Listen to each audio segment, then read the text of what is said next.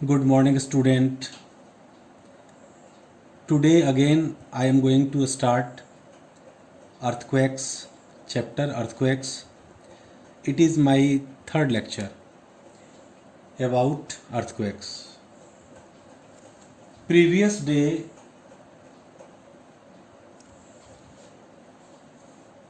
I have discussed cause of an earthquake, the focus, predicting an earthquake. Today I am going to start the new topics, measuring an earthquake. We can realize that the destruction, damage caused by an earthquake depends on many factors. One major factor is its intensity. Its intensity, its power. हम लोगों ने यह realise किया कि earthquake के द्वारा जो damage होता है, डिस्ट्रक्शन होता है, वो बहुत सारे फैक्टर पर डिपेंड करता है. तो one major factor is its intensity. सबसे मुख्य फैक्टर है उसका इंटेंसिटी, उसकी तीव्रता, अर्थक्वेक की intensity. Geologist usually express the intensity of an earthquake in terms of a magnitude on a scale. Geologist इस इंटेंसिटी को, अर्थक्वेक के इस इंटेंसिटी को स्केल पर मैग्नीट्यूड के रूप में मेज़र करते हैं, एक्सप्रेस करते हैं. और ये मैग्नीट्यूड जो स्केल पर मेज़र किया जाता है, उस स्केल को रिक्टर स्केल कहा जाता है. It is known as Richter scale. The Richter scale, named after doctor Charles F Richter, who is which is the scale used most often for measuring the strength of an earthquake. Doctor Charles F Richter एक geologist जिनका नाम है, उन्हीं के नाम पर उस scale का नाम पड़ा, Richter scale. It is not a simple linear scale. जो हम लोग ज्योमेट्री बॉक्स में स्केल यूज करते हैं, वो स्केल नहीं है. It is not a simple linear scale. The Richter scale named after doctor Charles F Richter is the scale used most often for measuring the strength of an earthquake. It does so in terms of the amplitude of its seismic or shock waves. इस scale पर पृथ्वी के यानी कि भूकंप की तीव्रता नापी जाती है, कितना पावर से पृथ्वी हिला, उसके एम्पलीट्यूड को मेजर किया जाता है. ये जो स्ट्रेंथ है उसको हम लोग क्या बोलेंगे, इन टर्म्स ऑफ एम्पलीट्यूड. और किसका amplitude, seismic waves, shock waves. जब अर्थक्वेक आते हैं तो सिस्मिक वेव्स के वजह से ही कंपन होता है, ट्रेमर होता है. इसकी तीव्रता कितनी होती है उसी को हम लोग एम्पलीट्यूड के रूप में मेजर करते हैं.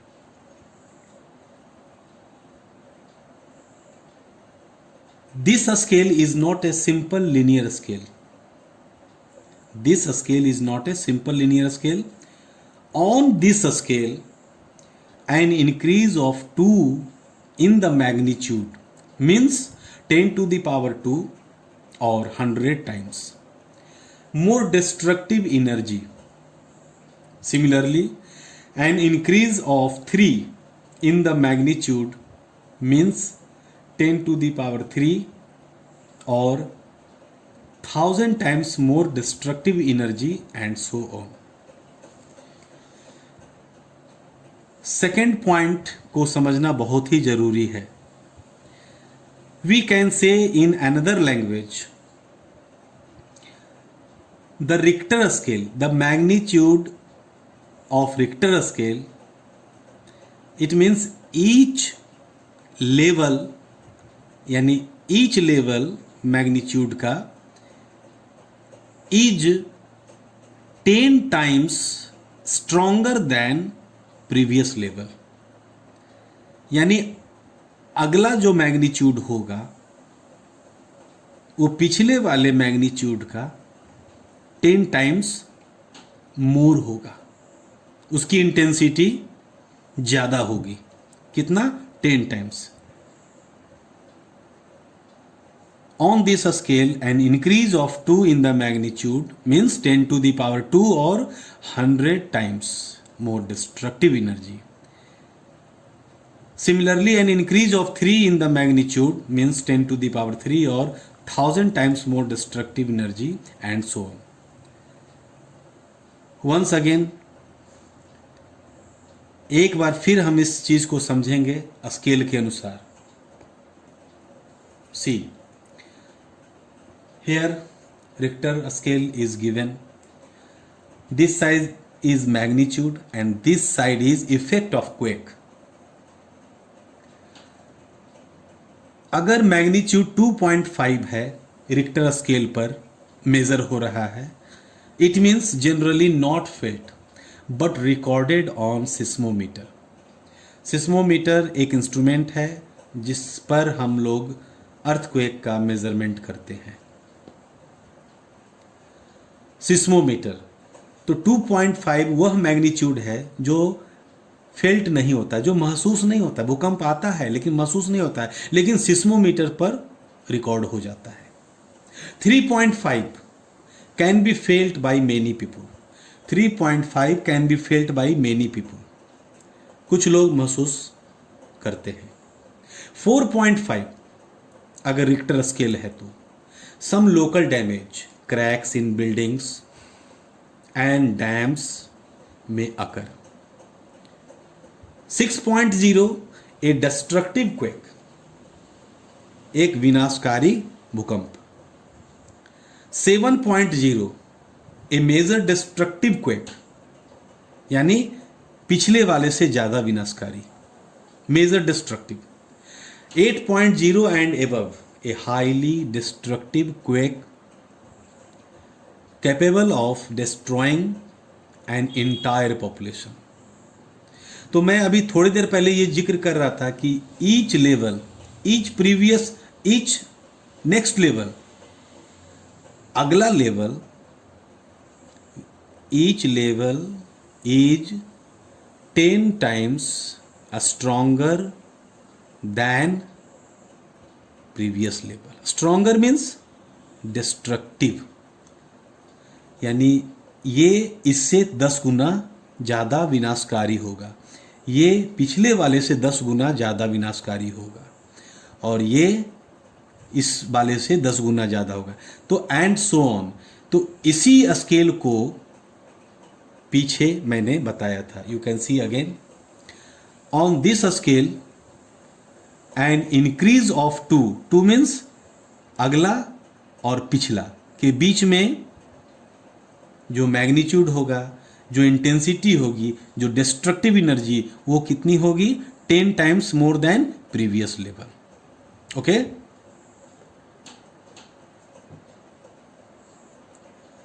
Once again we can see this side is magnitude and this side is its effect. Let's proceed. Protection against earthquakes. Earthquake से बचाव.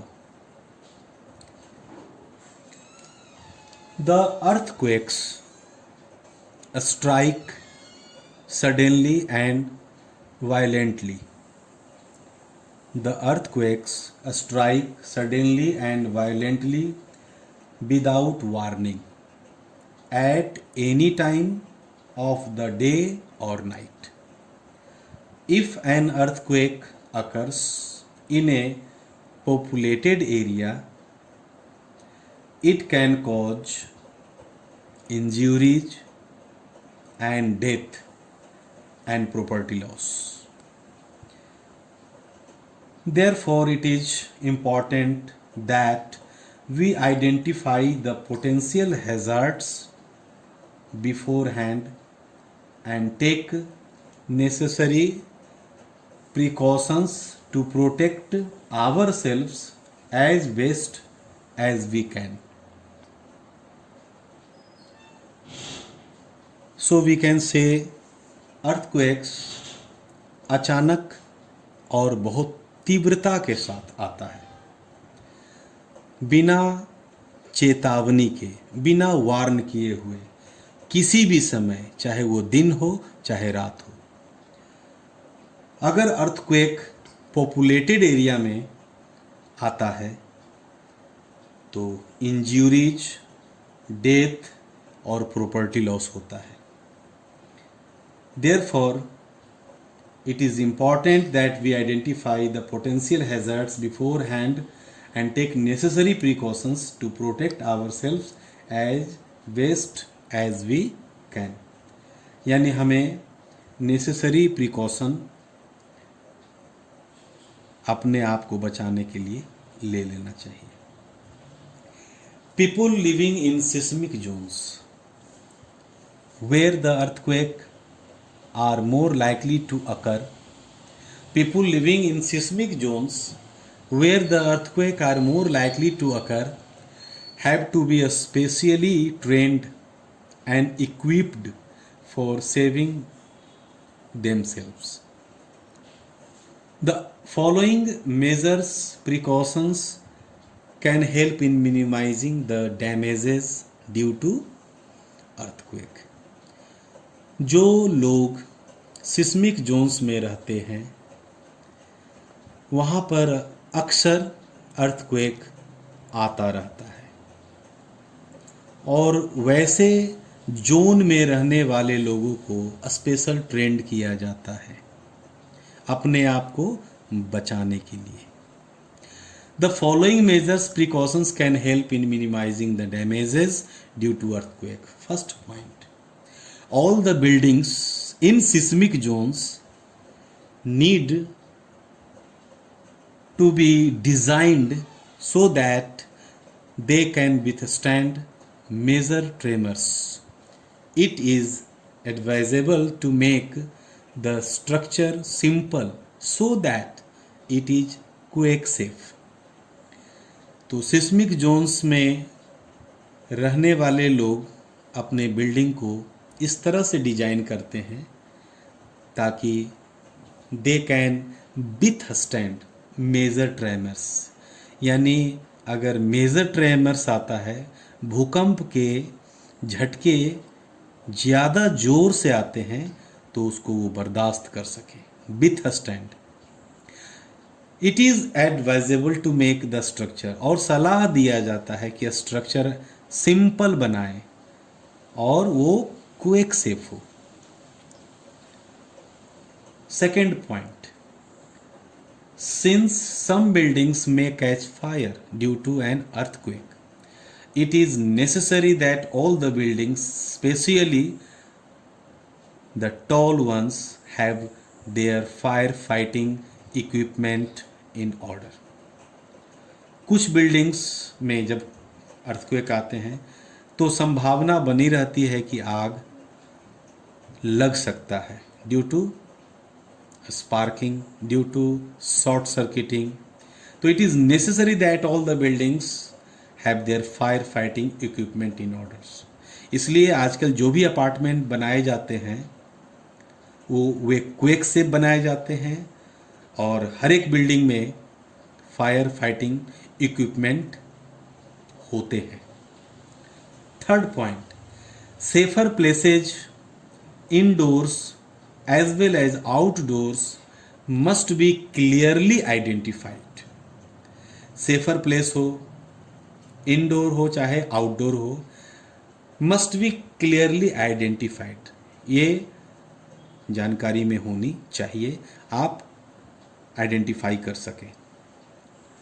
And emergency communication and exit plan should be made available. और seismic Jones में रहने वाले जो भी buildings बनाते हैं तो इमरजेंसी कम्युनिकेशन और exit plan should be made available होना चाहिए. Point number 5, disaster management supplies like flash light, first aid box etc should be available on hand. तो डिजास्टर मैनेजमेंट जैसे फ्लैश लाइट, फर्स्ट एड हमेशा मौजूद होना चाहिए.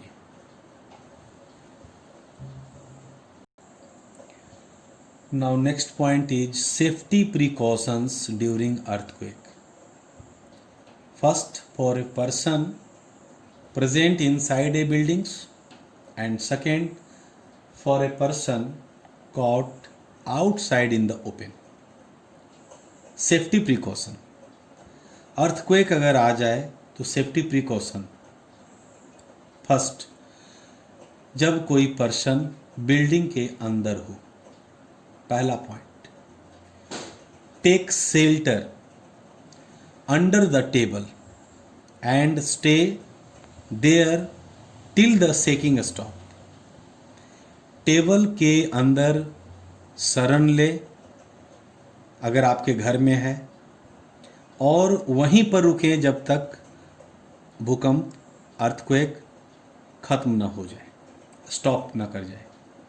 Second point, stay away from tall and heavy objects that may fall on you. घर में अगर कोई भारी सामान है तो उससे दूर ही रहें, क्योंकि अगर वो गिर गया तो फिर नुकसान होगा. तो stay away from tall and heavy objects, उससे दूर रहें. Third point, do not get up if you are in a bed, protect your head with pillows. अगर भूकंप सोते समय आ जाए तो तकिया से, पिलो से अपने सर को छुपाएं, यानी अपने हेड को पिलो से प्रोटेक्ट करें. 4, stay indoor until shaking stops and it is safe to move outside. Most of injuries occur when people inside the building attempt to move to a different location within the building or try to run out of the building. जब तक भूकंप बंद ना हो जाए तब तक आप अंदर ही रहें. And it is safe to move outside, और it is safe to move outside.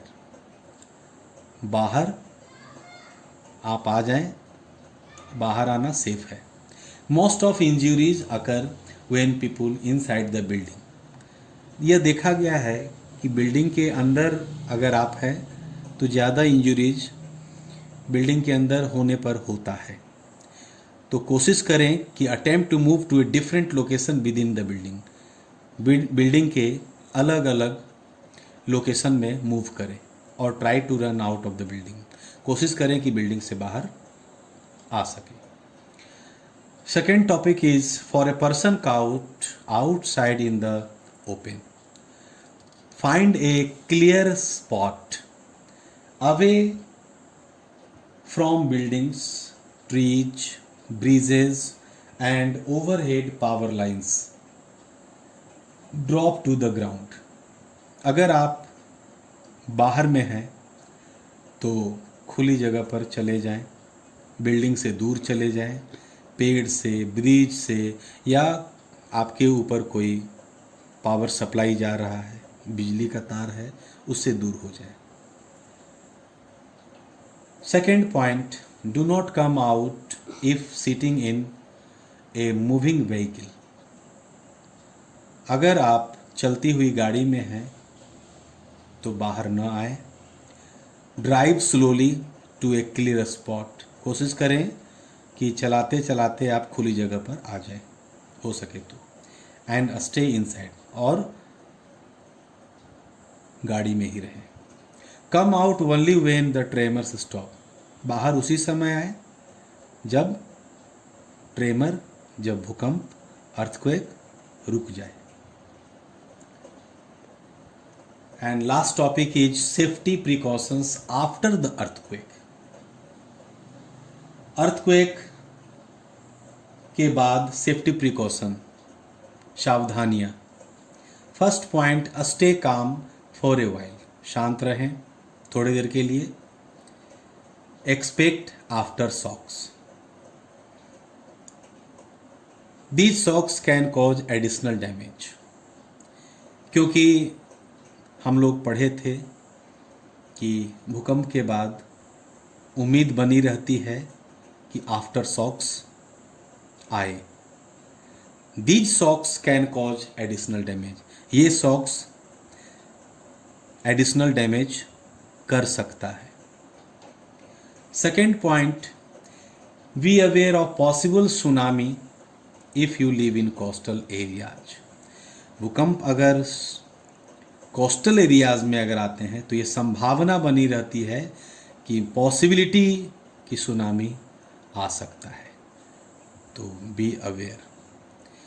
Third point, carefully inspect utilities and supplies. घर में जो भी यूटिलिटीज और सप्लाईज है उसका इंस्पेक्ट कीजिए सावधानी पूर्वक। 4 point, use telephones only in emergency. Emergency में ही टेलीफोन का यूज करें। Stay away from damaged areas. जहाँ पर डैमेज हो चुका है, जिस एरिया में डैमेज हो चुके हैं वहाँ से दूर हो जाएं। और last point, 6 point, help the injured ones. अगर आप सेफ हैं तो इंजर्ड पर्सन को आप मदद करें। Okay, thank you.